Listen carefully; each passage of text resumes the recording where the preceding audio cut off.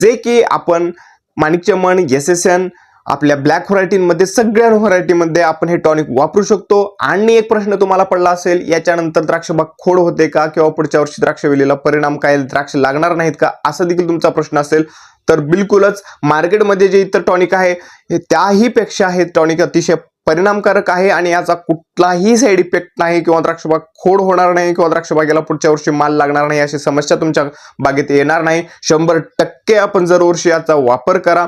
याच्याने कुठलेही side effect होत नाहीत. द्राक्षवेलीचे खोड हे रिकामे होत नाहीत किंवा खोड एकदम नेस्तनाबूत होत नाहीत, ओलांडे जळत नाहीत. या प्रकारची कुठलीच समस्या या टॉनिकने होत नाही. म्हणून डोळे झाकून हे टॉनिक वापरा. परंतु इतर जे टॉनिक आपल्याला मार्केटमध्ये येतात ती कल्टारयुक्त अतिशय घातक अशी टॉनिक आहेत जे की तुमच्या द्राक्षबागेचं वय देखील कमी करतात आणि त्या ठिकाणी द्राक्षवेलीचा अवसान त्या ठिकाणी कमी होतं आणि खोडातलं जे काही आहे अन्नद्रव्यांचा साठा ते काही काळ आपल्याला टिकून राहतं. परंतु